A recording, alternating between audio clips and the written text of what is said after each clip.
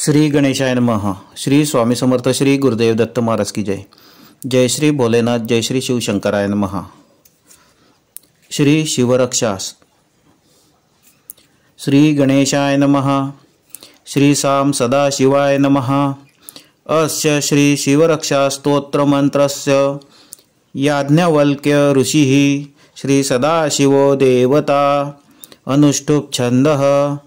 श्री सदाशिव प्रीत्यर्थे शिवरक्षा स्तोत्र जपे विनियोगः। चरितं देवदेवस्य महादेवस्य पावनम् अपारं परमोदारं चतुर्वर्गस्य साधनम्। गौरी विनायकोपेतं पंचवक्त्रं त्रिनेत्रकम्। शिवः ध्यात्वा दशभुजं शिवरक्षां पठेन्नरः।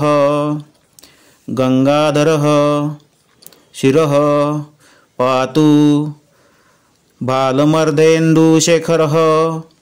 नयने मदनध्वंसी कर्णो सर्पविभूषणः। घ्राणं पातु पुरारातिर्मुखं पातु जगत्पतिः। जिह्वां वागीश्वरः पातु कंधरः क्षितिकंधरः। श्रीकंठः पातु मे कंठं स्कंधो विश्वधुरंधरः। भुजौ भूभार संहर्ता करो पातु पिनाकधृक्। हृदयं शंकरः पातु जठरं गिरिजापतिः। नाभिमृत्युंजय पातु कटी व्याघ्रजिनांबर। शक्तिनी पातु दीनार्त शरणागतवत्सलः। उरुमहेश्वरः पातु जानुनी जगदीश्वरः। जंघे पातु जगत्कर्ता गुल्फौ पातु गणाधिपः। चरणो करुणा सिंधु सर्वांगानि सदाशिवः। एतां शिवबलोपेतां रक्षां यः सुकृति पठेत् स भुक्त्वा सकलान् कामान् शिवसायुज्यमाप्नुयात्।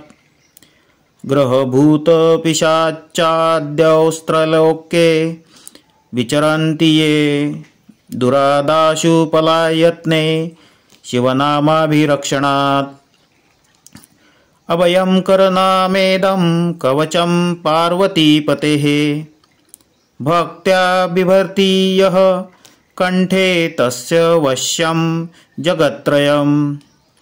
इमां नारायणः स्वप्न शिवरक्षां यथा दिशत।